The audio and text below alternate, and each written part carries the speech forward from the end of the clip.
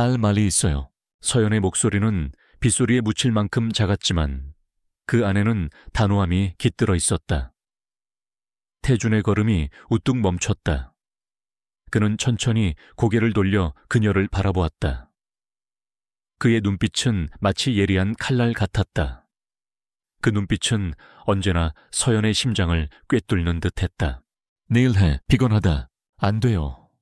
오늘이어야만 해요. 태준은 미간을 살짝 찌푸렸다. 그의 스케줄, 그의 시간, 그의 기분은 언제나 이 집의 법칙이었다. 그 법칙을 거스르려는 시도는 처음이었다. 그는 소파에 몸을 던지듯 앉으며 재킷을 벗어 옆에 던졌다. 무슨 일이지? 3분 주지. 그는 손목시계를 확인하며 말했다. 마치 부하 직원의 보고를 받는 듯한 태도였다. 서연은 주먹을 꽉 쥐었다. 손톱이 손바닥을 파고드는 아픔이 오히려 그녀에게 용기를 주었다. 성북동 집 팔지 말아주세요. 그녀의 목소리가 미세하게 떨려왔다. 그 한마디를 내뱉기 위해 그녀는 지난 며칠간 지옥 같은 시간을 보내야 했다. 태준의 표정에는 아무런 변화도 없었다. 그는 이미 예상했다는 듯 혹은 그럴 가치도 없는 이야기라는 듯 무심한 표정이었다. 이미 끝난 이야기다. 아니요, 끝나지 않았어요. 제발 그 집은 안 돼요. 그 집만큼은. 이서연. 태준이 그녀의 말을 잘랐다. 그가 그녀의 이름을 부르는 것은 극히 드문 일이었다. 보통은 당신이라고 하거나 아예 호칭 없이 대화했다. 그가 이름을 부를 때는 그것이 마지막 경고라는 의미였다. 그 집이 당신에게 어떤 의미인지 알아. 하지만 지금은 그런 감상에 젖어 있을 때가 아니야. JK그룹이 어떤 상황인지 당신도 뉴스를 봐서 알 텐데. 그의 말대로였다. JK그룹은 창사 이래 최대의 위기를 맞고 있었다. 적대적 M&A를 선언한 미라지 그룹의 공세는 상상 이상으로 거셌다. 주가는 연일 폭락했고 이사회의 신뢰는 흔들리고 있었다. 강태준은 이 전쟁에서 이기기 위해 모든 것을 걸고 있었다. 그 집이 그룹을 살리는데 그렇게 중요한가요? 서울의 그 작은 집 하나가 뭐라고. 그 작은 집이 아니야. 태준은 자리에서 일어나 미디어월 앞으로 걸어갔다. 화면에는 거대한 조감도가 떠 있었다. 도심 한복판을 가로지르는 최첨단 비즈니스 타워 엘리시움 타워. JK그룹의 미래를 걸고 추진하는 프로젝트였다.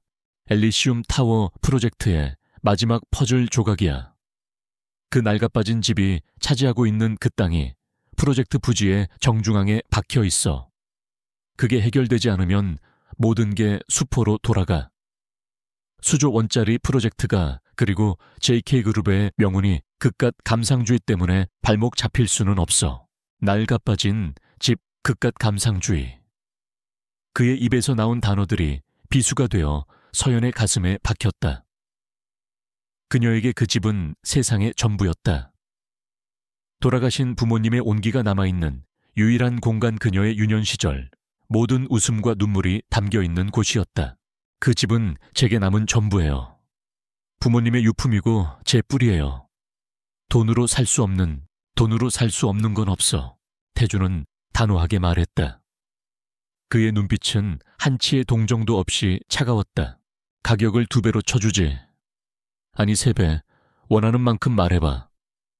그 돈으로 강남에 더 크고 좋은 집을 사. 아니면 해외의 섬이라도 사줄 수 있어. 그걸로 부족한가? 서연은 고개를 저었다. 눈물이 뺨을 타고 흘러내렸다. 이 남자에게는 진심이 통하지 않았다. 그는 세상을 오직 거래와 숫자로만 보는 사람이었다. 그들의 결혼조차도 위기에 처한 그녀의 아버지 회사를 돕는 대가로 이루어진 정략 결혼 하나의 거래에 불과하지 않았던가. 제발 부탁이에요. 다른 건 다 당신 뜻대로 할게요. 평생 그림자처럼 조용히 살게요. 원하는 건 뭐든지. 그러니 제발 그 집만은. 그녀의 애원은 빗소리에 섞여 처절하게 울렸다. 하지만 태준의 마음은 견고한 성벽처럼 굳게 닫혀 있었다. 그에게 그녀의 눈물은 그저 계획을 방해하는 귀찮은 변수일 뿐이었다. 감정 조절도 못할 만큼 어리석은 여자인 줄은 몰랐는데 그의 목소리는 얼음장처럼 차가워졌다. 이봐, 이 결혼은 거래였어. 난 당신 집안의 빚을 갚아줬고 당신은 강태준의 아내라는 자리를 얻었지. 각자 얻을 걸 얻었으면 그에 따른 의무도 다해야 하는 거야. 지금 당신이 해야 할 의무는 내 결정에 군말 없이 따르는 거다. 그의 잔인한 말에 서연의 세상이 무너져 내리는 것 같았다. 그녀는 그가 어떤 사람인지 알고 있었지만 이 정도로 비정할 줄은 몰랐다. 희망의 마지막 끈이 끊어지는 것을 느꼈다. 그 순간 그녀는 자신이 할 수 있는 마지막 일을 했다. 그녀의 자존심, 그녀가 지난 몇 년간 필사적으로 지켜온 마지막 보루를 내던졌다. 털썩 서연의 몸이 힘없이 바닥으로 쓰러졌다. 그녀는 차가운 대리석 바닥에 무릎을 꿇었다. 그리고 텅 빈 눈으로 바닥에 엎드려 그를 올려다보았다. 제발 이렇게 빌게요. 제 모든 걸 다 버릴게요. 그러니 제발요. 빗줄기가 더욱 거세게 창문을 때렸다. 천둥이 멀리서 우르릉거리며 울었다. 그 거대한 펜트하우스 안화려한 조명 아래 한 여자가 자신의 세상 전부를 지키기 위해 무릎을 꿇고 있었다. 태주는 무릎 꿇은 그녀를 내려다보았다. 그의 눈썹이 미세하게 꿈틀거렸다. 아주 잠깐 찰나의 순간이었지만 그의 눈빛에 무언가 스쳐 지나갔다. 그러나 그것은 곧바로 냉혹함으로 뒤덮였다. 그는 그녀의 이런 행동을 나약함의 증거 혹은 자신을 조종하려는 감정적인 협박으로 치부해버렸다. 그는 한숨을 내쉬며 그녀를 지나쳐 서재로 향했다. 마치 바닥에 널브러진 값비싼 카펫을 아무렇지 않게 밟고 지나가는 것처럼. 소용도 없어. 그의 등 뒤에서 들려오는 목소리는 이제 어떤 감정도 실려있지 않은 듯 공허했다. 내일 아침 변호사가 서류를 가지고 갈 거야. 도장만 찍으면 돼. 쓸데없는 짓으로 서로의 시간 낭비하지 말자. 육중한 서재문이 닫히는 소리가 들렸다. 쾅 하는 소리와 함께 서연의 세상도 함께 닫혔다. 그녀는 한참 동안 그 자세 그대로 무릎 꿇은 채 움직이지 않았다. 눈물조차 더 이상 흐르지 않았다. 거대한 거실에는 이제 그녀 혼자만이 남아있었다. 창밖에서는 여전히 비가 미친 듯이 쏟아지고 있었고 그녀의 등 뒤로 꺼지지 않는 미디어 월의 주가 그래프만이 차갑게 깜빡이고 있었다. 그녀와 그 남자 사이의 거리는 이제 결코 건널 수 없는 깊고 어두운 심연이 되어버렸다. 다음 날 아침 태준의 펜트하우스 식탁에는 얼음장 같은 침묵만이 감돌았다. 어젯밤의 폭풍우는 거짓말처럼 멎어 있었지만 두 사람 사이에 냉기는 밤새 더욱 짙어져 있었다. 강태준은 이미 완벽하게 슈트를 차려입고 신문을 읽고 있었다. 그의 얼굴에는 어젯밤의 일은 흔적조차 남아있지 않았다. 마치 아무 일도 없었다는 듯. 그는 평소와 같은 JK그룹의 지배자 강태준이었다. 이서연은 거의 손도 대지 않은 샐러드 접시를 앞에 둔 채 앉아 있었다. 그녀의 눈 밑에는 짙은 그늘이 져 있었지만 표정은 놀라울 만큼 평온했다. 슬픔과 절망은 그녀의 가장 깊은 곳으로 가라앉아 이제는 차분한 체념의 형태로 그녀를 지배하고 있었다. 오늘 변호사가 방문할 겁니다. 10시쯤 태준이 신문에서 눈을 떼지 않은 채 말했다. 통보였다. 서연은 대답하지 않았다. 그저 고개를 작게 끄덕였을 뿐이다. 그 미세한 움직임을 그가 보았는지 어땠는지는 알 수 없었다. 성북동 집 오늘 정리하고 오겠습니다. 그녀의 목소리는 조용했지만 더 이상 애원은 담겨있지 않았다. 태준은 그제야 신문에서 눈을 떼고 그녀를 보았다. 그녀의 눈은 텅 비어 있는 것 같으면서도 그 깊은 곳에선 무언가 단단한 것이 버티고 있었다. 그는 더 이상 아무 말도 하지 않았다. 그것을 암묵적인 허락으로 받아들인 서연은 자리에서 일어나 조용히 방으로 들어갔다. 1시간 후 그녀는 검소하지만 단정한 원피스 차림으로 집을 나섰다. 운전기사는 그녀를 어디로 모셔야 할지 묻지 않았다. 이미 알고 있다는 듯 검은색 세단은 소리 없이 강남의 번화가를 빠져나와 강북의 한적한 동네로 향했다. 성북동. 차가 익숙한 골목으로 접어들자 서연은 차창 밖으로 스쳐 지나가는 풍경들을 물끄러미 바라보았다. 높은 빌딩 숲과 명품샵이 즐비한 강남과는 전혀 다른 세상이었다. 나지막한 담벼락 너머로 보이는 감나무 가지들, 세월의 흔적이 묻어나는 낡은 대문들, 골목길에서 제잘거리는 아이들의 웃음소리. 이곳의 시간은 더디게 하지만 따스하게 흘러가고 있었다. 마침내 차가 작은 2층 양옥집 앞에 멈춰 섰다.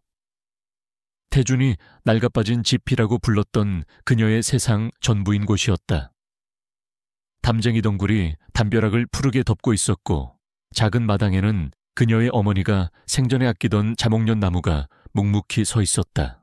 서연은 천천히 차에서 내려 낡은 철제 대문 앞에 섰다. 녹슨 경첩이 끼익하고 정겨운 소리를 내며 열렸다. 안으로 들어서자 오래된 나무와 흙, 그리고 희미하게 남은 어머니의 꽃향기가 뒤섞인 냄새가 그녀를 부드럽게 감쌌다. 그녀는 눈을 감고 깊이 숨을 들이마셨다. 이 집의 공기는 그녀의 상처받은 영혼을 위로하는 유일한 안식처였다. 집 안은 시간이 멈춘 듯했다. 거실에는 아버지의 손때가 묻은 낡은 가죽 소파가, 벽에는 그녀가 어릴 적 그렸던 삐뚤빼뚤한 그림이 액자에 담겨 걸려 있었다. 햇살이 낡은 나무 창틀을 통해 들어와 바닥에 따스한 무늬를 그리고 있었다. 이곳은 태준의 펜트하우스처럼 모든 것이 완벽하게 계산되고 전시된 공간이 아니었다. 모든 물건에는 가족의 이야기와 추억이 깃들어 있었다. 서연은 커다란 상자를 들고 와 집안의 물건들을 하나씩 정리하기 시작했다. 이것은 단순한 이삿짐 싸기가 아니었다. 자신의 과거와 부모님의 유산과 마지막 인사를 나누는 신성한 의식이었다. 아버지의 서재 책상 위에는 낡은 돋보기 안경이 그대로 놓여 있었다. 그녀는 안경을 조심스럽게 집어들었다. 눈앞에 어린 시절 아버지의 무릎에 앉아 함께 책을 읽던 모습이 선명하게 떠올랐다. 굵고 따뜻한 아버지의 목소리가 귓가에 맴도는 듯했다. 우리 서연이 세상에서 가장 지혜롭고 강한 아이로 자라야 한다. 돈이나 권력보다 더 중요한 건 사람의 마음을 얻는 것이란다. 아버지의 유언과도 같았던 그 말이 가슴을 파고들었다. 그녀는 눈물을 참으며 안경을 부드러운 천에 싸서 상자에 넣었다. 주방으로 가자 벽 한쪽에 걸린 낡은 앞치마가 눈에 들어왔다. 밀가루와 기름 자국이 군데군데 묻어있는 어머니의 흔적이었다. 서연은 앞치마를 얼굴에 묻었다. 맛있는 냄새와 함께 언제나 따뜻한 미소로 그녀를 맞아주시던 어머니의 얼굴이 떠올랐다. 이 작은 주방에서 어머니는 세상에서 가장 맛있는 김치찌개를 끓여주셨고 서툰 솜씨로 케이크를 만들던 어린 그녀를 격려해 주셨다. 그녀는 방 문틀에 새겨진 눈금들을 손으로 쓸어보았다. 7살, 10살, 17살. 그녀가 자라온 모든 기록이 그곳에 있었다. 이 집의 모든 벽과 바닥은 그녀의 성장기를 기억하고 있었다. 한참 동안 물건들을 정리하던 그녀는 다락방으로 올라가는 작은 계단을 발견했다. 잊고 있던 공간이었다. 삐걱거리는 계단을 밟고 올라가자 먼지 쌓인 낡은 물건들 사이로 햇살 한 줌이 비스듬히 들어오고 있었다. 그곳에서 그녀는 오래된 나무 상자 하나를 발견했다. 같은 시각 JK그룹 본사 50층에 위치한 회장실은 전쟁터와도 같았다. 강태준은 거대한 통유리창 앞에 서서 발밑에 펼쳐진 서울의 정형을 내려다보고 있었다. 그의 눈빛은 도시를 지배하는 제왕의 그것이었다. 그의 뒤로는 그룹의 핵심 임원들이 긴장된 표정으로 서 있었다. 지금부터 엘리시움 타워 프로젝트를 공식적으로 발표한다. 태준의 목소리가 회의실의 공기를 갈랐다. 언론에는 보도자료를 배포하고 30분 후에 긴급 기자회견을 연다. 이 프로젝트는 JK그룹의 사활이 걸린 문제다. 한치의 오차도 용납하지 않겠다. 임원들은 일사불란하게 움직이기 시작했다. 전화벨이 울리고 보고서가 오갔다. 거대한 자본의 전쟁이 시작되는 순간이었다. 태주는 만족스러운 미소를 지었다. 모든 것이 그의 계획대로 완벽하게 흘러가고 있었다. 이 프로젝트만 성공하면 미라지 그룹의 숨통을 끊어놓고 JK그룹을 반석 위에 올려놓을 수 있었다. 하지만 그의 미소는 오래가지 못했다. 회장님, 긴급 속보입니다. 기획조정실장이 창백해진 얼굴로 태블릿 PC를 들고 뛰어들어왔다. 태준이 화면을 보는 순간 그의 눈빛이 차갑게 얼어붙었다. 속보. 미라지 그룹 성북동 일대 부지 대거 매입. JK그룹 엘리시움 타워 프로젝트의 제동. 기사는 충격적이었다. 미라지 그룹이 JK그룹이 엘리시움 타워 프로젝트를 발표하기 불과 1시간 전에 프로젝트 부지 주변에 알짜배기, 상가와 주택들을 모조리 사들였다는 내용이었다. 그것은 JK그룹의 계획을 완벽하게 꿰뚫어 보고 있지 않고서는 불가능한 일이었다. 이게 어떻게 된 일이지? 태준의 목소리는 분노로 낮게 가라앉았다. 내부 정보가 유출된 것 같습니다.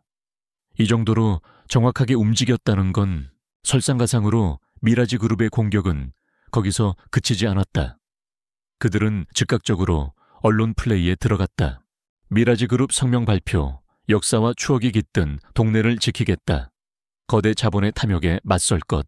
기사에는 성북동의 평화로운 정영과 함께 낡았지만 정겨워 보이는 한 양옥집의 사진이 실려 있었다. 이서연의 집이었다. 기사는 JK그룹을 주민들의 추억과 역사를 짓밟는 탐욕스러운 약탈자로 미라지 그룹을 그에 맞서 싸우는 정의로운 수호자로 묘사하고 있었다. 태준은 기가 막힌다는 듯 헛웃음을 터뜨렸다. 미라지 그룹의 회장 윤성학. 여우처럼 교활하고 뱀처럼 집요한 늙은이. 그는 언제나 이런 식이었다. 비열한 수법으로 상대를 궁지에 몰아넣고 여론을 자신의 편으로 만드는 데 귀재였다. 당장 우리 쪽 언론사에 연락해서 반박 기사를 내보내. 그리고 보안팀 지금부터 모든 임원들의 통신 기록과 동선을 샅샅이 뒤져. 쥐새끼가 누구인지 반드시 색출해내. 그의 명령에 회의실은 다시 분주해졌다. 하지만 태준의 머릿속은 복잡하게 얽히기 시작했다. 단순한 정보 유출이 아닌 것 같았다. 미라지 그룹의 공격은 너무나도 정교하고 감정적이었다.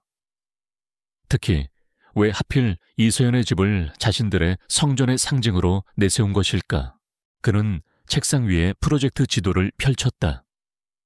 거대한 부지 한가운데 마치 심장처럼 자리 잡고 있는 작은 빨간 점. 바로 그 집이었다. 처음에는 그저 귀찮은 장애물이라고만 생각했다. 하지만 이제 그 작은 점이 거대한 전쟁의 진원지가 되어버렸다. 윤성학 회장은 왜 이토록 이 땅에 집착하는 거지? 이 프로젝트를 방해하는 것이 목적이라면 다른 방법도 많았을 텐데. 왜 하필 이 집을 걸고 넘어지는 걸까? 태준은 처음으로 자신의 계획에 보이지 않는 변수가 존재할 수도 있다는 생각을 하게 되었다. 그는 비서에게 명령했다. 법무팀에 지시해.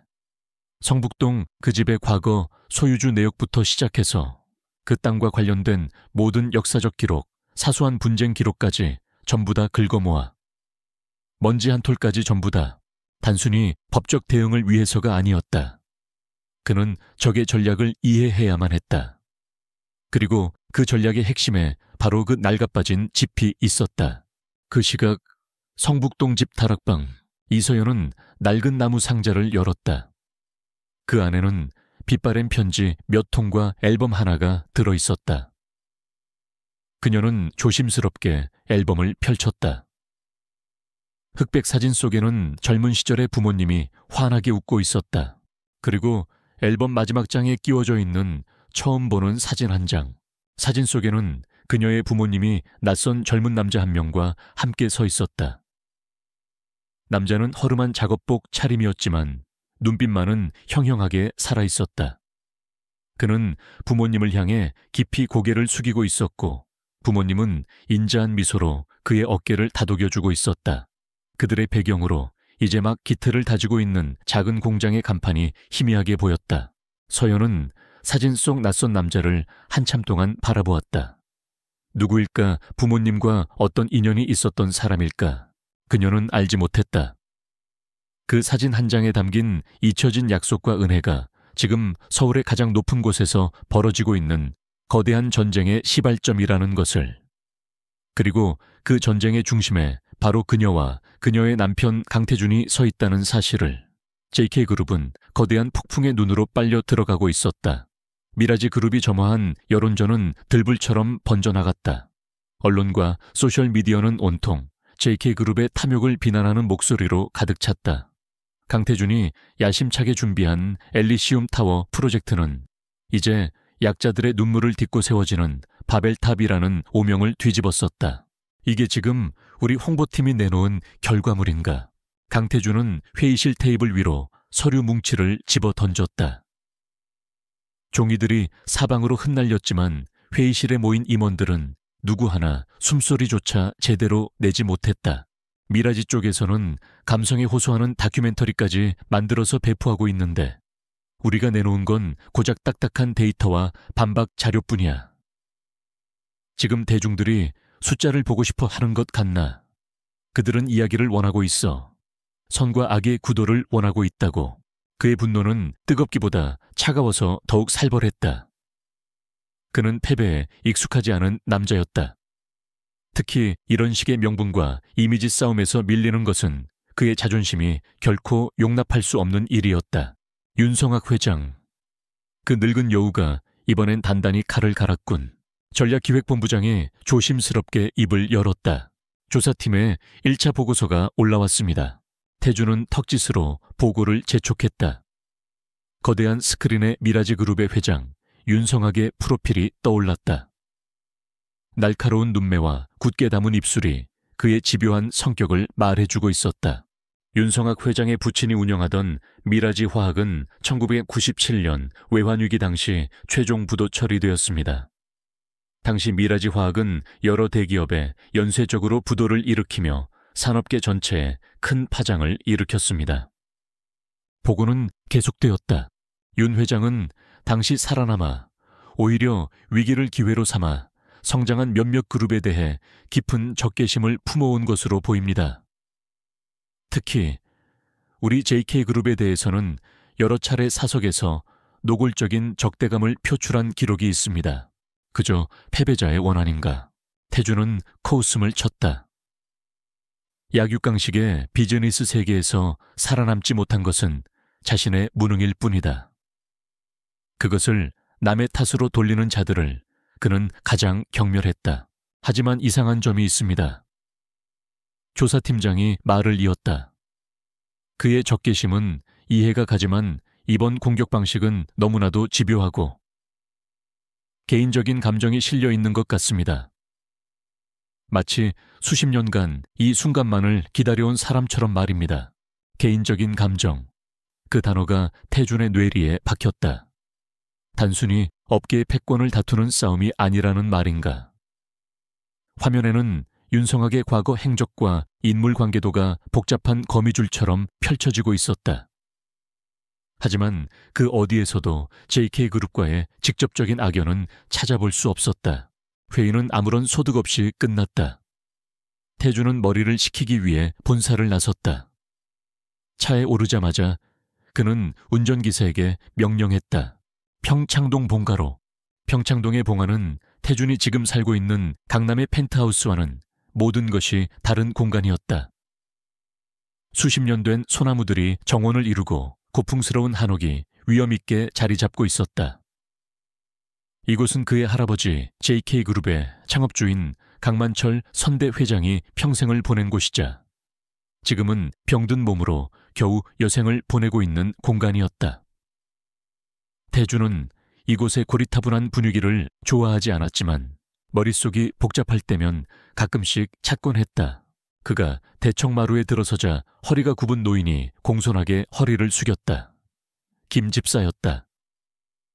강만철 회장이 길거리에서 장사를 시작하던 시절부터 평생을 함께해온 집안의 산역사나 다름없는 인물이었다. 오랜만입니다, 도련님. 김 집사의 목소리는 세월의 무게에 갈라져 있었지만 태준을 향한 눈빛만은 여전히 총명했다. 할아버지는 좀 어떠셔? 오늘은 잠시 정신이 드셨습니다. 도련님 오신 걸 아시면 기뻐하실 겁니다. 태준은 잠시 조부의 방 앞에서 망설이다가 이내 발길을 돌렸다. 지금은 그의 넋두리를 들어줄 기분이 아니었다. 그는 정원으로 나와 연못께 섰다. 그때 김 집사가 조용히 그의 등 뒤로 다가왔다. 요즘 회사 일로 많이 힘드시지요? 늙은이도 세상 돌아가는 소식은 듣고 있습니다. 태준은 대답 없이 연못 속을 유유히 헤엄치는 비단인 것만 바라보았다. 성북동 땅 문제 때문이라는 말도 들었습니다. 김 집사의 말에 태준의 눈썹이 꿈틀했다. 집사님이 신경 쓸 일이 아닙니다. 아닙니다, 도련님. 김 집사는 단호했다. 그곳만큼은 안 됩니다. 태준은 천천히 몸을 돌려 김 집사를 바라보았다. 늙은 하인의 눈빛이라고는 믿을 수 없을 만큼 그의 눈은 단호하고 진지했다. 무슨 뜻입니까? 선대 회장님께서 돌아가시기 전까지 늘 입버릇처럼 하시던 말씀이 있었습니다. 김 집사는 잠시 말을 끊고 허공을 바라보았다. 마치 아득한 과거를 더듬는 듯했다. 우리에겐 결코 잊어서는 안 될 은혜의 빚이 있다. 그 빚을 갚기 전에는 죽어도 눈을 감을 수 없다. 그리 말씀하셨습니다. 그리고 특히 성북동 쪽으로는 고개도 돌리지 말고 그 땅에는 송긋 하나 대지 말라고 신신당부를 하셨습니다. 은혜의 빚, 성북동 쪽으로는 고개도 돌리지 마라. 태준은 미간을 찌푸렸다. 처음 듣는 이야기였다. 그의 할아버지 강만철은 피도 눈물도 없는 승부사였다. 평생 누구에게 빚을 지거나 은혜를 입을 사람이 아니었다. 오히려 수많은 사람들에게 상처를 주며 지금의 JK를 이룬 사람이었다. 자세히 말씀해 보십시오. 누구에게 진 빚입니까? 그것까지는 늙은이도 잘 모릅니다. 김 집사는 고개를 저었다. 선대 회장님께서 함구하셨습니다. 그저 우리 가문이 가장 어둡고 비참했던 시절 모든 것을 잃고 길바닥에 나앉았을 때 아무런 대가도 없이 손을 내밀어준 귀인이 있었다고만 하셨습니다. 그분의 은혜가 아니었다면 지금의 JK그룹도 우리 가문도 없었을 것이라고. 그 귀인이 성북동과 관련이 있다는 말입니까? 예, 도련님. 그 땅은 우리가 함부로 할 수 있는 땅이 아닙니다. 그곳은 돈으로 값을 매길 수 없는 우리 가문의 뿌리와도 같은 약속이 깃든 곳입니다. 태준은 혼란스러웠다. 노인의 망령인가 아니면 자신이 모르는 가문의 비밀이 정말로 존재하는 것인가? 그는 김 집사의 말을 애써 무시하려 했다. 낡은 시대 감상주의일 뿐이라고 치부하고 싶었다. 세상이 변했습니다, 집사님. 과거의 약속 하나 때문에 그룹 전체의 명운을 걸 수는 없는 일입니다. 그는 차갑게 말을 내뱉고는 몸을 돌려 한옥을 나섰다. 그의 등 뒤로 김 집사의 애끓는 목소리가 따라왔다. 도련님 은혜를 원수로 갚는 가문은 하늘이 버리는 법입니다. 제발 선대 회장님의 유언을. 채 올라타는 순간까지도 김 집사의 목소리가 그의 귓가를 맴돌았다. 태준은 거칠게 차 문을 닫았다. 다시 JK그룹 본사 그의 사무실로 돌아온 태준은 깊은 생각에 잠겼다. 창밖은 이미 어둠이 내리고 있었고 도시의 불빛들이 별처럼 반짝였다. 하지만 그의 눈에는 아무것도 들어오지 않았다. 머릿속에서 두 개의 전혀 다른 퍼즐 조각이 떠다니고 있었다. 하나는 수십 년 된 원한을 품고 JK그룹의 심장을 노리는 미라지 그룹의 회장 윤성학. 다른 하나는 가문의 은혜의 빚 때문에 성북동 땅은 절대 안 된다고 말하는 늙은 집사의 경고. 두 이야기는 아무런 연관성이 없어 보였다. 하지만 우연이라고 하기에는 너무나도 기묘하게 성북동의 그 집이라는 하나의 지점에서 교차하고 있었다. 태준은 우연을 믿지 않았다. 모든 일에는 이유가 있었다. 그는 비서에게서 건네받은 법무팀의 보고서를 다시 펼쳤다. 성북동 부지 소유권 이전 내역. 서류에는 이서연의 아버지 이진우라는 이름에서 소유권이 이서연에게 상속되었다는 간단한 사실만 기록되어 있었다. 평범한 중소기업 사장이었고 몇 년 전 아내와 함께 교통사고로 사망했다는 내용이 전부였다. 너무나도 평범해서 의심할 구석조차 없어 보이는 이력. 하지만 태주는 처음으로 그 평범함 뒤에 무언가 거대한 것이 숨겨져 있을지도 모른다는 불길한 예감에 휩싸였다. 그는 이서연의 아버지 이진우라는 이름을 빨간 펜으로 동그라미 쳤다. 이진우, 당신은 대체 누구지? 그는 책상 서랍에서 담배를 꺼내 물었다. 담배를 피우지 않은 지 오래되었지만 지금은 니코틴의 도움이 절실했다. 희뿌연 담배 연기 너머로 그는 처음으로 자신이 거대한 안개 속에 갇혀 있다는 사실을 깨달았다. 모든 것을 통제하고 모든 변수를 계산하던 그의 세계에 과거라는 이름의 예측 불가능한 망령이 나타나기 시작한 것이다. 성북동의 낡은 양옥집은 침묵에 잠겨 있었다. 이서연은 먼지가 뽀얗게 쌓인 다락방 바닥에 주저앉아 무릎 위에 놓인 낡은 나무 상자를 말없이 내려다보고 있었다. 상자 안에는 빛바랜 편지 몇 통과 오래된 앨범 하나가 전부였다. 마치 판도라의 상자처럼 그녀는 섣불리 열어볼 용기가 나지 않았다.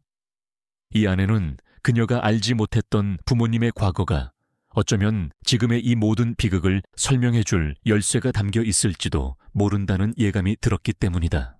그녀는 먼저 편지 봉투 하나를 집어들었다. 사랑하는 아내 혜진에게라고 쓰인 아버지의 필체였다. 그녀가 태어나기 훨씬 전 두 사람이 막 결혼했을 무렵의 편지였다. 그녀는 조심스럽게 편지를 읽어 내려갔다. 사업 초기의 어려움, 그럼에도 불구하고 서로를 의지하며 희망을 잃지 않았던 젊은 시절, 부모님의 사랑 이야기가 고스란히 담겨 있었다. 서연의 입가에 희미한 미소가 떠올랐다. 그녀가 기억하는 부모님은 언제나 인자하고 강한 분들이었지만 이 편지 속에는 풋풋하고 열정적인 청춘의 모습이 살아 숨쉬고 있었다. 몇 통의 편지를 더 읽었을 때 그녀는 앨범으로 손을 뻗었다. 두꺼운 하드커버 앨범은 세월의 무게를 이기지 못해 모서리가 닳아 있었다. 첫 장을 넘기자 흑백 사진 속 앳된 얼굴의 부모님이 환하게 웃고 있었다. 결혼사진, 신혼여행지에서 찍은 사진, 그리고 마침내 갓 태어난 그녀를 품에 안고 찍은 사진까지. 페이지를 넘길수록 사진은 점점 컬러로 바뀌었고 그녀의 어린 시절이 파노라마처럼 펼쳐졌다. 유치원 입학식, 초등학교 운동회, 가족여행. 모든 사진 속에서 가족은 언제나 함께 웃고 있었다. 이 평범하고 행복한 기록들이 지금 그녀에게는 가슴을 저미는 그리움으로 다가왔다. 앨범의 마지막 장에 이르렀을 때였다. 다른 사진들처럼 비닐 커버 안에 끼워져 있지 않고 그저 낱장으로 툭 끼워져 있는 사진 한 장. 그녀는 무심코 그 사진을 꺼내 들었다. 그리고 그 순간 그녀의 숨이 멎는 듯했다. 이전에 다락방에서 발견했던 바로 그 사진이었다. 젊은 시절의 아버지와 어머니, 그리고 그들 앞에 고개를 숙이고 있던 낯선 젊은 남자. 오늘은 어두컴컴한 다락방이 아닌 창문으로 쏟아지는 햇살 아래에서 사진을 보니 모든 것이 훨씬 더 선명하게 보였다. 남자의 허름한 작업복에는 기름때가 묻어 있었고 거친 손은 무언가 감격스러운 듯 가슴 앞에 모으고 있었다. 하지만 그의 눈빛, 그 무엇보다도 서연의 시선을 사로잡은 것은 바로 그의 눈빛이었다. 절망의 끝에서 한 줄기 빛을 발견한 사람처럼 그는 간절하고 뜨거운 눈빛으로 그녀의 부모님을 올려다보고 있었다. 마치 세상의 전부를 구해준 은인을 바라보는 듯한 눈빛이었다. 그들의 배경으로 보이던 작은 공장 간판의 글씨도 어렴풋이 식별할 수 있었다. 제1공업사, 들어본 적 없는 이름이었다. 사진 뒷면에는 희미하게 바랜 잉크로 날짜와 함께 짧은 글귀가 적혀 있었다. 1985년 5월, 새로운 시작을 기념하며 이 은혜 평생 잊지 않겠습니다. 서연은 사진을 든 채 한참 동안 움직이지 않았다. 이 남자는 누구일까? 제1공업사는 또 무엇일까? 그리고 부모님은 이 남자에게 대체 어떤 은혜를 베풀었던 것일까? 그녀의 머릿속은 온통 물음표로 가득 찼다. 아버지의 사업은 평범한 중소무역회사였을 뿐 이런 공업사와는 아무런 관련이 없어 보였다. 그녀는 상자 안에 남아있던 마지막 편지 봉투를 집어들었다. 다른 편지들과는 달리 발신인이 적혀 있지 않았다. 그저 이진우 선생님 귀하라고만 쓰여 있었다. 직감적으로 이 편지가 사진 속 남자와 관련이 있을 것이라고 느꼈다. 떨리는 손으로 편지지를 펼쳤다. 선생님 안녕하십니까? 제1공업사의 강만철입니다. 강만철. 낯선 이름이었다. 보내주신 자금 덕분에 부도 위기를 넘기고 공장을 다시 돌릴 수 있게 되었습니다. 죽으라는 법은 없다는 말이 무슨 뜻인지 이제야 알 것 같습니다. 길바닥에 나앉을 뻔한 저와 제 식구들, 그리고 공장 직원들의 목숨을 구해주셨습니다. 이 은혜를 어떻게 갚아야 할지 편지는 감사의 말로 가득했다. 글씨는 투박했지만 한 글자 한 글자에 진심이 담겨 있었다. 선생님께서는 어떤 담보도 이자도 원치 않으셨습니다. 그저 제가 제기해서 더 어려운 사람을 도우며 살면 그것으로 족하다고 하셨습니다. 그 말씀을 평생 가슴에 새기고 살겠습니다. 언젠가 제가 반드시 성공해서 선생님께서 베풀어 주신 것에 100배, 1000배로 갚겠습니다. 부디 그때까지 건강하십시오. 서연은 편지를 다 읽고 나서 깊은 생각에 잠겼다. 아버지에게 이런 면이 있었다는 것을 그녀는 전혀 알지 못했다. 언제나 조용하고 성실했던 아버지. 그녀에게는 그저 평범한 회사원이었던 아버지가 한 사람의 인생을 한 기업의 운명을 바꿀 만큼 큰 돈을 아무런 대가 없이 빌려주었다는 사실이 믿기지 않았다. 그리고 강만철이라는 이름. 왜 이렇게 낯설지가 않을까? 어디선가 들어본 듯한 이름이었다. 그녀는 한참 동안 기억을 더듬었다. 바로 그 시각 JK그룹의 심장부에서는 과거의 망령을 파헤치기 위한 보이지 않는 전쟁이 벌어지고 있었다. 강태준의 지시는 절대적이었다. 그룹의 정보 분석팀과 보안팀 법무팀의 최고 엘리트들로 구성된 특별 태스크포스 TF가 소집되었다. 그들의 임무는 단 하나, 성북동 땅과 관련된 모든 것을 파헤쳐라. 그들은 가장 먼저 그룹의 중앙 서버가 아닌 경기도 외곽의 비밀스러운 장소에 보관되어 있는 구치우 자료 보관소로 향했다. 그곳은 디지털 시대 이전에 사용되었던 종이로 된 모든 기록물들이 잠들어 있는 곳이었다. 수십 년 된 회계장부 계약서 회의록들이 먼지를 뒤집어 쓴 채 거대한 서고를 가득 메우고 있었다. 1997년 전후의 모든 자료를 찾아 특히 외부 자금 유입과 관련된 모든 기록을 샅샅이 뒤져 TF팀장의 명령에 요원들은 방진복을 입고 어두운 서고 속으로 흩어졌다. 컴퓨터 검색으로는 몇 초면 끝날 일이었지만 수십만 장에 달하는 종이 서류더미 속에서 단서 하나를 찾는 것은 모래사장에서 바늘 찾기와 같았다. 몇 시간의 사투가 이어졌다. 마침내 가장 낡고 허름한 서고 구석에서 한 직원이 소리쳤다. 찾았습니다. 특별회계 장부라고 적혀 있습니다. 팀원들이 달려갔다. 낡은 가죽 커버로 된 두꺼운 장부였다. 공식적인 회계 라인과는 별도로 그룹의 극소수 최고위층만이 열람할 수 있었던 비자금 장부나 다름없었다. 장부를 펼치자 빽빽하게 손으로 쓰인 숫자들과 기록들이 나타났다.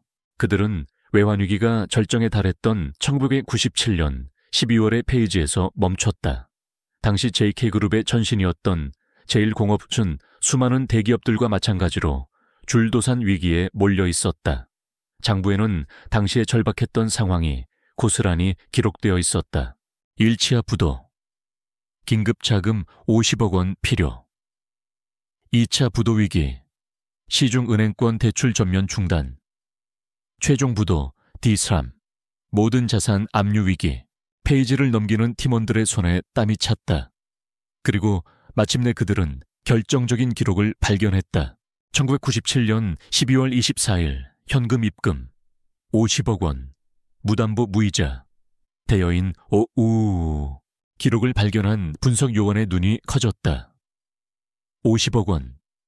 당시 중소기업이었던 제1공업의 1년치 매출과 맞먹는 거금이었다. 그런데 이 엄청난 돈이 아무런 담보도 이자도 없이 들어왔다는 것은 상식적으로 불가능한 일이었다. 마치 하늘에서 떨어진 돈이나 다름없었다. 대여인이 누구지? 팀장이 조심스럽게 물었다. 하지만 가장 중요한 대여인의 이름 부분은 마치 오래되어 잉크가 번진 것처럼 새까맣게 지워져 있었다. 이건 그냥 번진 게 아닙니다. 문서감식 전문가가 특수라이트를 비추며 말했다. 누군가 고의로 화학약품을 사용해서 지운 흔적입니다. 아주 오래전에 작정하고 지운 겁니다. 회의실에는 무거운 침묵이 흘렀다. 누군가가 JK그룹의 역사를 바꾼 이 결정적인 은인의 이름을 역사 속에서 완벽하게 지워버리려 했던 것이다. 왜 대체 누가 무슨 이유로 복원 가능합니까? 팀장이 묻자 전문가는 고개를 저었다. 물리적으로 잉크 입자 자체를 녹여버린 거라 현재 기술로는 복원이 거의 불가능합니다. 모두의 얼굴에 실망감이 스쳤다. 가장 중요한 단서를 눈앞에서 놓친 셈이었다. 바로 그때 가장 젊은 신입 요원 하나가 조심스럽게 손을 들었다. 팀장님, 이 장부의 필체 혹시 강만철 선대회장님의 필체가 아닙니까? 모두의 시선이 장부로 향했다. 힘있고 독특한 필체. 그랬다. 이것은 강태준의 할아버지 강만철 회장이 직접 기록한 비공식 장부였던 것이다. 그렇다면 이름을 지운 사람도 강만철 회장 본인일 가능성이 높았다. 자신의 은인의 이름을 왜 자기 손으로 지워버린 것일까? 그 순간 성북동 집, 서연은 편지 속 강만철이라는 이름에서 시선을 떼지 못하고 있었다. 뇌리를 스치는 불길한 연결고리. 그녀는 떨리는 손으로 스마트폰을 꺼내 그 이름을 검색했다. 검색 결과가 화면에 뜨는 순간 그녀의 세상이 정지했다. 강만철 장완 JK그룹 창업주 명예회장. 화면 속 흑백 사진. 매섭고 야심에 찬 눈빛을 가진 한 노인. 강태준과 놀랍도록 닮아있는 얼굴.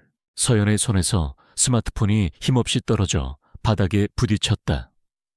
모든 퍼즐 조각이 한순간에 맞춰졌다. 사진 속에서 부모님에게 고개를 숙이던 젊은 남자. 아버지에게 눈물로 쓴 감사 편지를 보냈던 제1공업사의 사장. 그가 바로 강태준의 할아버지 JK그룹의 창업주 강만철이었다. 그리고 그녀의 아버지는 지금 JK그룹이 그토록 탐내고 그녀의 남편이 낡아빠진 집이라며 경멸했던 이 집을 담보로 혹은 전 재산을 털어서 지금의 거대한 제국 JK그룹을 파산의 위기에서 구했던 이름 없는 은인이었던 것이다. 숨이 막혀왔다. 이 얼마나 끔찍하고 잔인한 아이러니인가. 그녀의 남편은 할아버지의 목숨과도 같은 은인의 마지막 유산을 빼앗아 그 위에 자신의 탐욕의 탑을 쓰려 하고 있었다. 그리고 자신은 그 사실도 모른 채 그 남자 앞에서 무릎까지 꿇고 애원했던 것이다. 서연은 허탈한 웃음을 터뜨렸다. 눈물이 쉴 새 없이 흘러내렸지만 이제 그 눈물은 슬픔이나 절망의 눈물이 아니었다. 그것은 배신감과 분노 그리고 기막힌 운명에 대한 조소가 뒤섞인 눈물이었다. 그녀는 천천히 자리에서 일어났다. 바닥에 떨어진 사진과 편지들을 조심스럽게 주워 다시 나무 상자에 넣었다. 그녀의 눈빛은 더 이상 슬픔에 젖어 있지 않았다. 차갑고 단단한 무언가가 그녀의 내면에서부터 차오르고 있었다. 이제 모든 것이 변했다. 이것은 더 이상 추억을 지키기 위한 싸움이 아니었다. 이것은 아버지의 명예와 짓밟힌 진실과 배은망덕한 자들에 대한 정의를 되찾기 위한 전쟁이었다. 그리고 그 전쟁의 가장 선봉에 그녀 자신이 서야만 했다. 강태준은 잠을 자지 못했다. 그의 머릿속은 온통 낡은 회계 장부에 지워진 이름으로 가득 차 있었다. 그것은 더 이상 비즈니스 전쟁의 변수가 아니었다. 그의 할아버지 JK그룹의 창업주 강만철이 자신의 손으로 직접 지워버린 과거. 그것은 강태준 자신의 정체성과 가문의 역사에 대한 근원적인 질문을 던지고 있었다. 무슨 수를 써서라도 복원해. 그는 대한민국 최고의 디지털 포렌식 팀을 비밀리에 소집했다. 최첨단 장비로 가득한 JK그룹의 보안 연구실에서 그는 하얀 가운을 입은 전문가들에게 명령했다. 비용은 얼마가 들어도 상관없어. 이 세상에 존재하는 모든 기술을 동원해. 종이에 남은 잉크의 미세입자든 뒷장에 남은 펜의 압력 흔적이든 모든 걸 분석해서 원래 이름이 무엇이었는지 알아내. 이건 내 개인적인 명령이다. 전문가들은 그의 살벌한 기세에 압도되어 말없이 고개를 끄덕였다. 그들이 과거의 조각을 맞추기 위한 사투를 시작하는 동안 강태준은 또 다른 전선을 만들었다. 그는 두 개의 길을 동시에 파고들어 교차점에서 진실을 확인하는 방식을 선호했다. 그의 불안감의 또 다른 축은 아내 이서연이었다. 그날 이후로 그녀는 마치 다른 사람이 된 것 같았다. 슬픔에 잠겨있지도 분노를 터뜨리지도 않았다. 그저 유령처럼 조용히 예측할 수 없는 방식으로 움직였다. 사모님께서 성북동 댁으로 들어가셨습니다. 집색에서 걸려온 전화는 그의 예상이 맞았음을 확인시켜 주었다. 짐은 간단한 것들만 챙기셨고 언제 돌아오실지는 아무 말씀도 없으셨다고 합니다. 태주는 전화를 끊고 혀를 찼다. 유치한 반항이라고 생각했다. 그 집이 곧 철거될 운명이라는 것을 알면서도 그곳으로 돌아가 시위를 벌이는 듯한 행동. 하지만 그의 마음 한구석에서는 설명할 수 없는 불안감이 피어올랐다. 그녀의 그런 침묵의 저항이 수십 명의 변호사를 동원한 미라지 그룹의 공격보다 더 신경 쓰였다. 그때 그의 뇌리를 스치는 기억이 있었다. 서연이 성북동 집으로 떠나던 날 그녀의 방 테이블 위에 놓여있던 낡은 사진 한 장. 무심코 스쳐 지나갔지만 이상하게도 뇌리에 박혀 있었다. 웃고 있는 남녀와 그들 앞에 서 있던 젊은 남자. 고부장? 그는 보안실장이자 그의 가장 충직한 신복을 호출했다. 자네에게 맡길 은밀한 임무가 있다. 내 아내 이서연 씨가 성북동 집에서 가지고 온 낡은 사진이 하나 있어. 아마 지금도 그 집에 있을 거다. 무슨 수를 써서든 그 사진의 디지털 사본을 구해와. 들키지 말고 최대한 조용하게. 최 부장은 이유를 묻지 않았다. 그저 묵묵히 고개를 숙이고 방을 나섰다. 태주는 자신의 이런 행동을 모든 변수를 통제하기 위함이라고 합리화했다. 하지만 그의 내면 깊은 곳에서는 그 사진이 지워진 이름과 어떤 식으로든 연결되어 있을 것이라는 강한 직감이 꿈틀거리고 있었다. 성북동 집에서는 이서연이 새로운 전쟁을 준비하고 있었다. 그녀는 더 이상 눈물을 흘리지 않았다. 대신 굳은 표정으로 집 안 구석구석을 쓸고 닦았다. 아버지의 서재를 정리하고 어머니의 화단에 물을 주었다. 그녀는 이 집을 떠날 준비를 하는 것이 아니었다. 오히려 이 집에 뿌리를 내리고 이곳을 요새 삼아 싸울 준비를 하고 있었다. 그녀의 손길이 닿을 때마다 집은 다시 온기와 생기를 되찾아갔다. 밤이 깊어졌다. 태주는 여전히 회장실을 지키고 있었다. 창밖으로는 또다시 비가 내리기 시작했다. 마치 서연이 그의 앞에서 무릎을 꿇었던 그날 밤처럼. 그때 그의 보안 단말기에 메시지가 도착했다. 최 부장이었다. 요청하신 파일입니다. 첨부된 이미지 파일을 클릭하자 낡고 빛바랜 사진이 화면에 나타났다. 이서연의 부모 그리고 그들 앞에 서 있는 젊은 남자. 태주는 남자의 얼굴을 유심히 뜯어보았다. 가난하고 고단해 보였지만 그 눈빛만은 꺼지지 않는 불꽃처럼 이글거리고 있었다. 이상한 기시감이 들었다. 처음 보는 얼굴인데도 어딘가 익숙했다. 바로 그 순간이었다.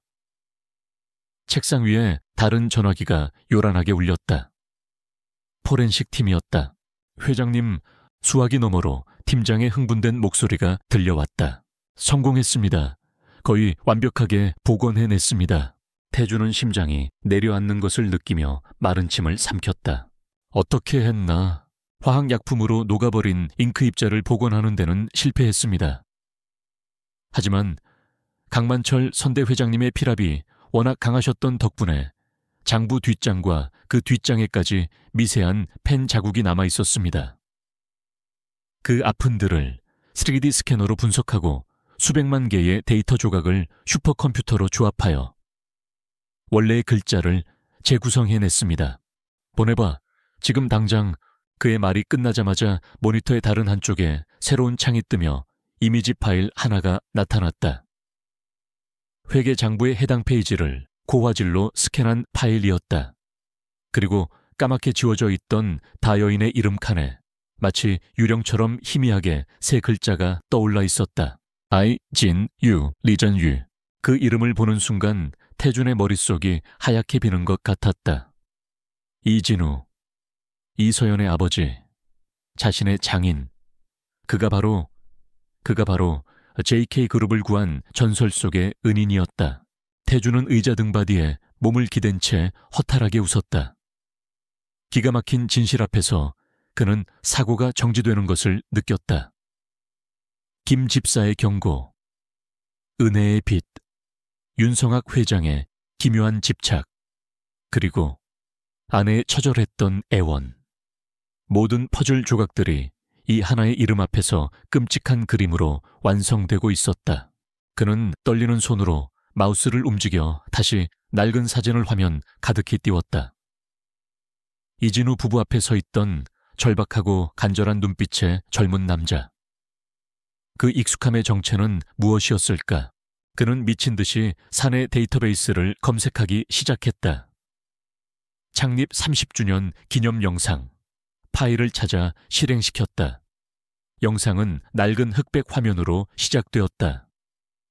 작은 공장에 정녕 열심히 일하는 노동자들, 그리고 영상을 보던 태준의 눈이 화면의 한 지점에서 멎었다. 공장 기계 앞에서 기름때 묻은 작업복을 입은 채 환하게 웃고 있는 한 젊은 남자. 야위었지만 야망으로 가득 찬 눈빛.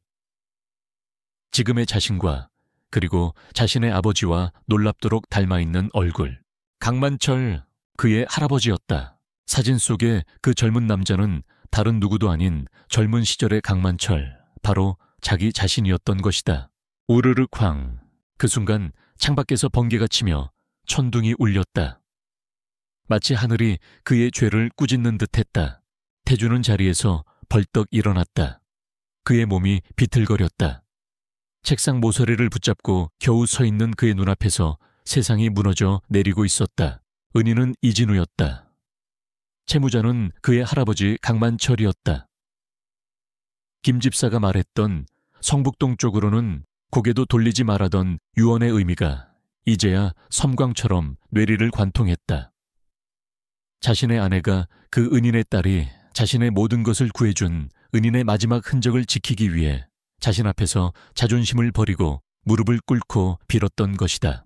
날 가봐진 집, 극갓 감상주의. 이 결혼은 거래였어. 자신이 내뱉었던 잔인한 말들이 비수가 되어 그의 심장에 박혔다. 그는 단순한 냉혈한 사업가가 아니었다. 그는 은혜를 원수로 갚는 인간 이하의 존재였다. 배은망덕 베이엔 왕대. 그 네 글자가 그의 영혼의 낙인처럼 찍혔다. 아, 그의 입에서 신음소리가 터져 나왔다. 그는 책상 위의 모든 것을 팔로 휩쓸어 버렸다. 서류와 모니터, 트로피들이 요란한 소리를 내며 바닥으로 떨어져 박살났다. 하지만 그 어떤 파괴 행위로도 그의 내면에서 들끓는 죄책감과 자기 혐오를 잠재울 수는 없었다. 그는 부서진 모니터 조각들 사이로 보이는 자신의 얼굴을 보았다. 그곳에는 성공한 젊은 경영인의 모습은 온데간데 없고 용서받을 수 없는 죄를 지은 추악한 괴물만이 서 있었다. 태주는 무너져 내리듯 의자에 주저앉았다. 완벽하게 통제되던 그의 세계는 산산조각이 나버렸다. 그는 창밖 폭우가 쏟아지는 어둠 속에서 희미하게 빛나고 있는 성북동 쪽을 바라보았다. 그가 장애물이라고 여겼던 그 집은 이제 그가 반드시 지켜야만 하는 성지가 되어 있었다.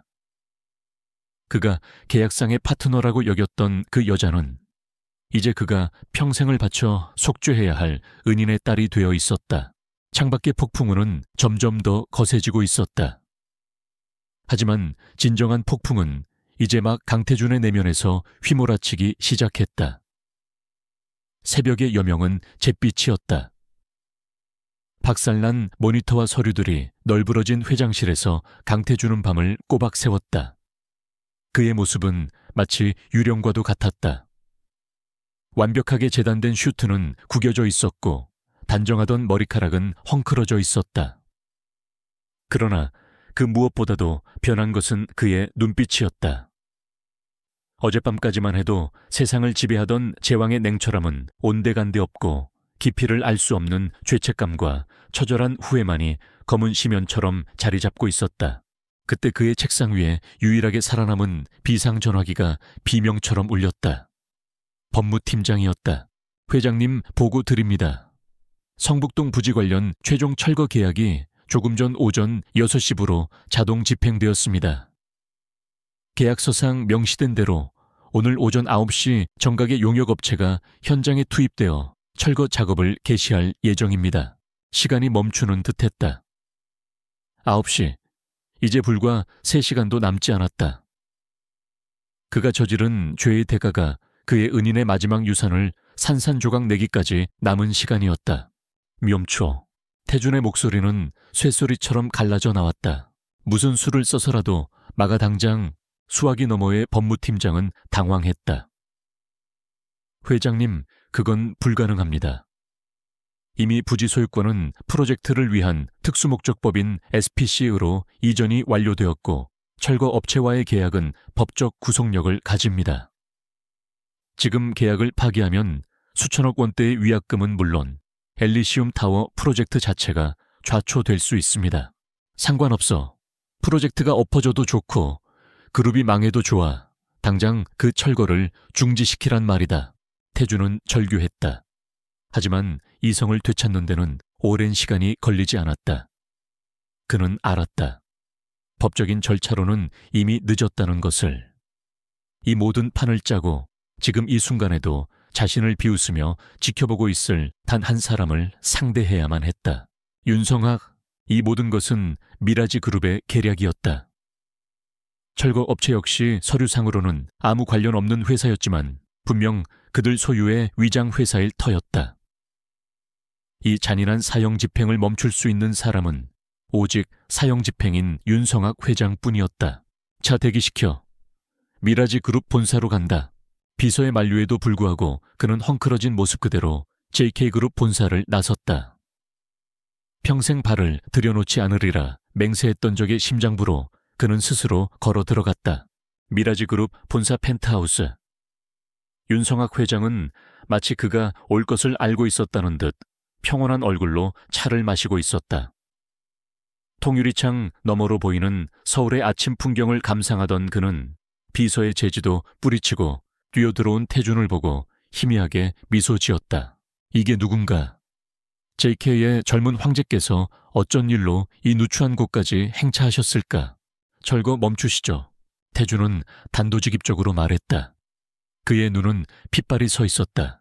윤 회장은 찻잔을 내려놓으며 능글맞게 웃었다. 무슨 소린가? 자네의 위대한 제국을 위한 마지막 퍼즐 조각을 맞춰주는 중인데 오히려 내게 고마워해야 하는 것 아닌가? 당신이 원하는 게 대체 뭡니까? 이 프로젝트 아니면 JK그룹 원하는 걸 말해요. 원하는 것. 윤성학의 눈빛이 순간 차갑게 변했다. 평온한 노인의 얼굴 뒤에 숨겨져 있던 수십 년 묵은 증오가 드러나는 순간이었다. 내가 뭘 원하는지 정말 모르는가 좋아 가르쳐주지. 1997년 겨울 자네와 나는 똑같은 위치에 있었어. 아니 우리 아버지는 자네 할아버지보다 훨씬 더 절박했지. 우리도 이진우 씨를 찾아갔었네. 살려달라고 무릎 꿇고 빌었지. 하지만 그는 이미 자네 할아버지 강만철에게 자신의 모든 것을 내어준 후였어. 단 한 푼도 남아있지 않았지. 윤성학은 자리에서 일어나 태준에게 다가왔다. 그의 목소리는 독처럼 쓰라렸다. 결과가 어땠는지 아나. 우리 가족은 길바닥에 나앉았고 아버지는 충격으로 돌아가셨다. 그런데 자네 할아버지는 어떤가 은혜를 입고도 그 고마운 이름을 역사 속에서 지워버리고 그 돈으로 제국을 세웠지. 그리고 자네는 그 은인의 딸이 눈물로 애원하는데도 그녀의 마지막 남은 기억마저 짓밟고 그 위에 탐욕의 탑을 수려하고 있어. 그의 목소리가 사무실 전체를 울렸다. 당신들 강씨 집안은 하나같이 배은망덕한 족속들이야. 내가 오늘 무너뜨리는 건 저 낡은 집이 아니야. 바로 당신들 부자의 위선이고 하늘이 무서운 줄 모르는 그 오만함이다. 태주는 그제야 모든 것을 깨달았다. 이것은 복수였다. 강만철과 이진우 두 사람 모두를 향한, 그리고 그들의 후손인 자신과 이서연을 향한 끔찍한 복수극이었다. 이 증오로 가득 찬 남자에게 더 이상의 설득은 무의미했다. 태준에게 남은 카드는 단 하나뿐이었다. 모든 것을 버리는 것. 좋습니다. 태준은 떨리는 목소리로 하지만 단호하게 말했다. 회장님 말씀이 모두 맞습니다. 우리는 죄를 지었습니다. 그러니 벌을 받겠습니다. 그는 윤성학의 눈을 똑바로 쳐다보며 말을 이었다. 지금 당장 긴급 기자회견을 열겠습니다. 엘리시움 타워 프로젝트의 전면 중단을 발표하겠습니다. 그리고 성북동 부지를 포함한 프로젝트의 모든 권리를 아무런 조건 없이 미라지 그룹에 넘기겠습니다. 당신의 승리입니다. 그러니 제발 그 불도저만 멈춰 주십시오. 윤성학의 눈이 커졌다.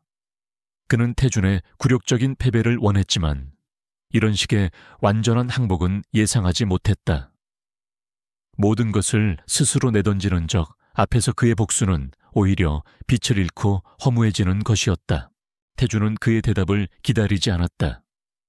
그가 만들어낸 아주 짧은 망설임의 순간 그것으로 충분했다. 그는 몸을 돌려 사무실을 뛰쳐나갔다. 성북동으로 이 세상에서 가장 빠른 속도로 차가 서울의 아침 도로를 질주하기 시작했다. 차량의 디지털 시계가 오전 8시 45분을 가리키고 있었다. 신호는 모조리 무시했다. 사이렌을 울리며 따라붙는 경찰차들도 그의 눈에는 보이지 않았다. 그의 온 신경은 오직 시간과 그리고 성북동의 그 집을 향해 있었다. 마침내 저 멀리 익숙한 골목이 보이기 시작했다. 하지만 골목 입구는 이미 거대한 철거 장비들과 건장한 용역 인부들에 의해 막혀 있었다. 수십 톤짜리 불도저와 포크레인이 굉음을 내맡냐 한대며 시동을 걸고 있었고 주민들과 기자들이 뒤엉켜 일대는 아수라장이었다.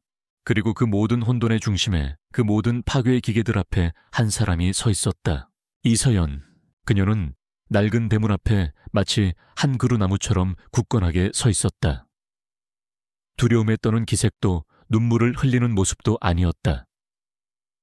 그저 모든 것을 체념한 듯 하지만 결코 물러서지 않겠다는 단호한 의지로 다가오는 파괴를 온몸으로 맞이하고 있었다.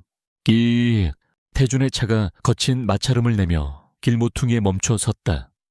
그는 차 문을 박차고 나와 인파를 헤치며 미친 듯이 달렸다. 현장 감독이 손을 들어 신호를 보냈다. 9시 정각이었다. 우르르릉. 가장 앞에 있던 불도저가 굉음을 내며 움직이기 시작했다. 육중한 소에 삼날이 천천히 들어올려져 집의 낡은 담벼락을 향해 내려오기 시작했다. 서연은 눈을 감았다. 그녀의 어깨가 가늘게 떨렸다. 멈추어. 피를 토하는 듯한 절규가 공기를 갈랐다. 멈추라고. 태준이었다. 그는 마지막 남은 힘을 다해 달려 불도저와 담벼락 사이에 좁은 공간으로 몸을 던졌다. 쿵 하는 소리와 함께 그의 몸이 서연의 앞을 가로막았다. 그는 두 팔을 활짝 벌려 자신의 몸으로 아내와 그녀의 집을 필사적으로 감쌌다. 운전수는 경악하며 급브레이크를 밟았다. 거대한 소의 삼나리 태준의 얼굴불과 몇 인치 앞에서 아슬아슬하게 멈춰 섰다. 세상의 모든 소음이 거짓말처럼 멎었다. 용역 인부들도 기자들도 구경꾼들도 모두 눈앞의 광경을 믿을 수 없다는 듯 입을 벌리고 서 있었다. JK그룹의 회장 강태준이 자신의 프로젝트를 자신의 몸으로 막아서고 있었다. 태준은 거친 숨을 몰아쉬며 천천히 고개를 돌려 서연을 바라보았다. 그녀는 믿을 수 없다는 듯 놀란 눈으로 그를 보고 있었다. 그들의 시선이 허공에서 마주쳤다. 그 순간 그들의 눈 사이에는 더 이상 어떤 벽도 존재하지 않았다. 서연은 그의 눈에서 냉혹한 폭군이 아닌 용서받지 못할 죄를 짓고 절망의 끝에서 구원을 갈망하는 한 남자의 부서진 영혼을 보았다. 시간이 멈춘 그곳 파괴의 기계 앞에서 강태준은 파괴자가 아닌 수호자로 서 있었다. 그는 시간과의 경주에서 간신히 이겼다. 하지만 자신이 저지른 씻을 수 없는 죄를 자신이 그토록 잔인하게 상처 입힌 여인 앞에서 속죄해야 하는 진짜 싸움은 이제 막 시작되고 있었다. 시간이 멈춘 듯한 대치 상황은 그리 오래가지 않았다. 어디선가 걸려온 전화 한 통을 받은 현장 감독은 당황한 표정으로 철수 명령을 내렸다.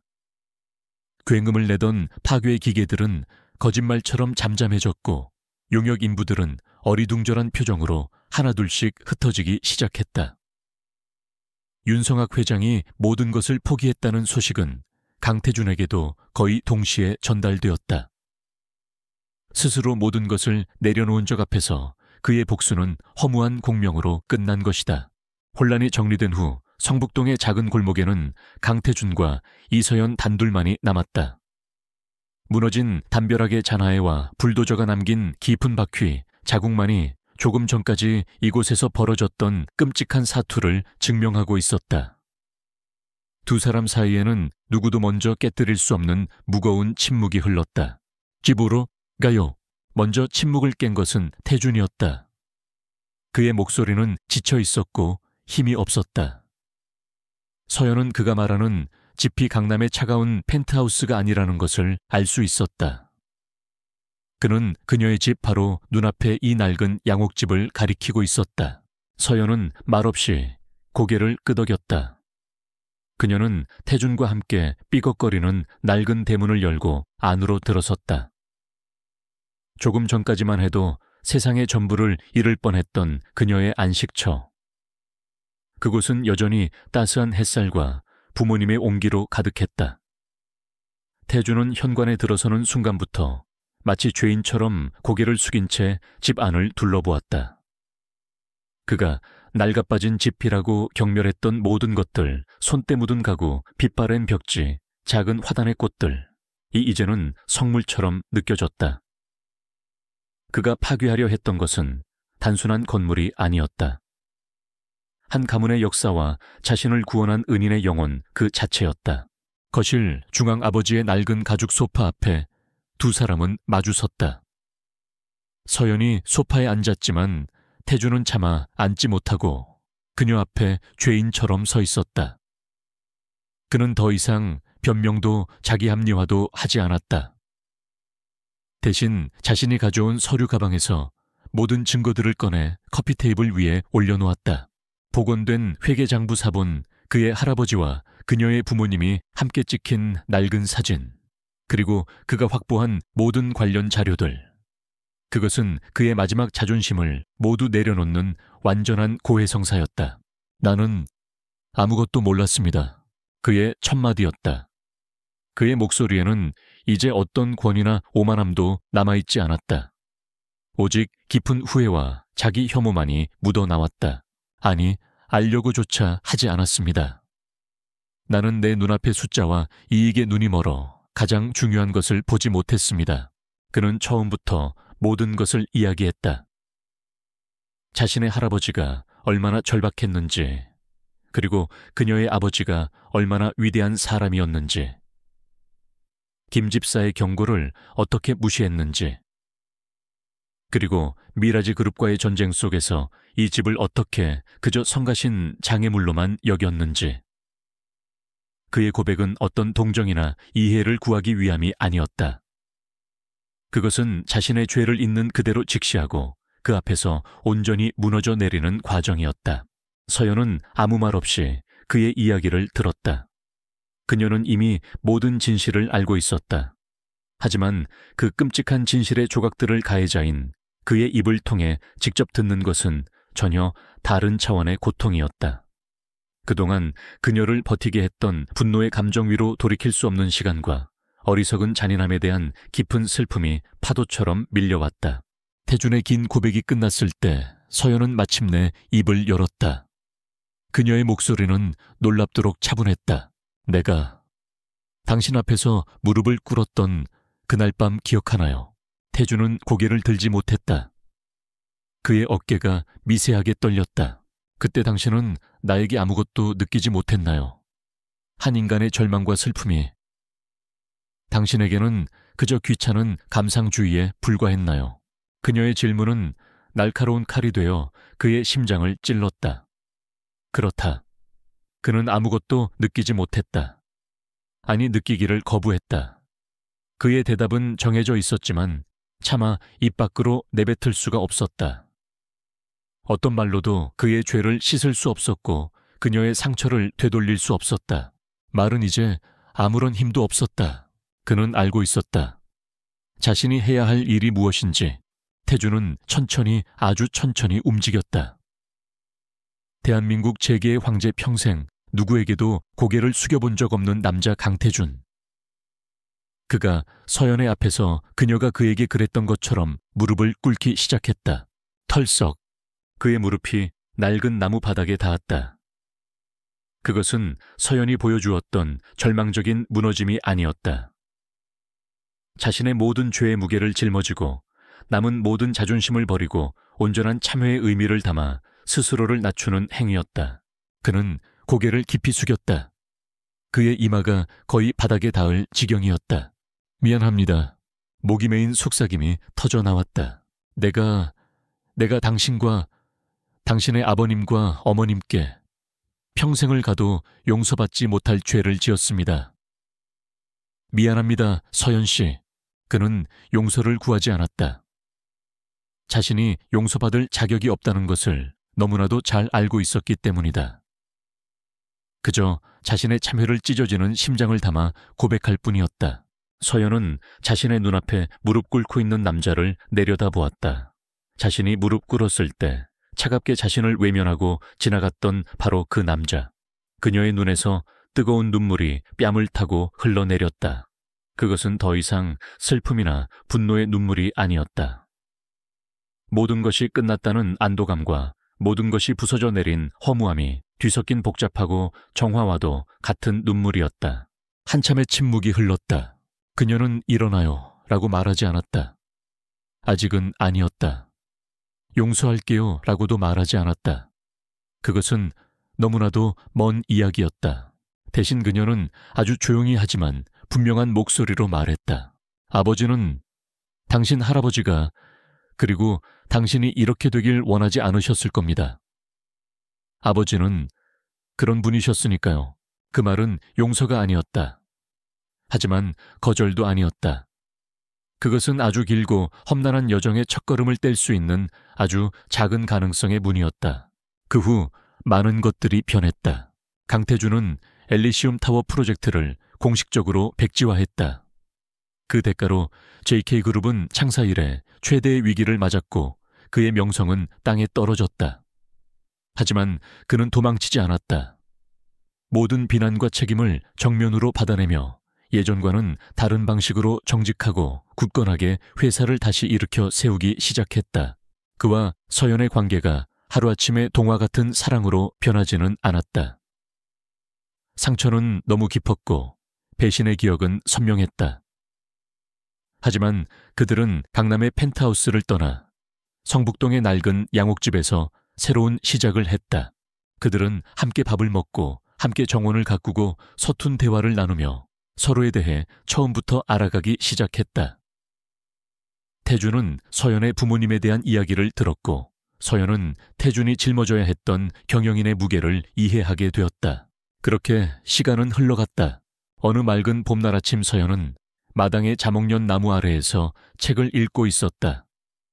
태주는 그런 그녀의 곁으로 다가와 조용히 커피잔을 건넸다. 서연이 그를 보며 희미하게 미소 지었다. 그것은 여전히 수줍고 조심스러운 미소였지만 그 안에는 분명한 온기가 담겨 있었다. 아침 햇살이 두 사람 위로 부드럽게 쏟아져 내렸다. 한때 분열과 고통의 상징이었던 이 집은 이제 두 사람의 아픈 과거를 보듬고 새로운 미래를 키워내는 속죄와 치유의 공간이 되어 있었다. 길고 어두웠던 밤이 지나고 마침내 그들의 인생에도 새로운 아침이 밝아오고 있었다. 밤은 칠흑 같았고 빗줄기는 유리창을 사정없이 때렸다. 마치 하늘의 구멍이라도 뚫린 듯한 폭우였다. 강남의 가장 높은 곳에 위치한 성체처럼 견고하고 차가운 펜트하우스 안에서 이서연은 소리 없이 거실 중앙에 서 있었다.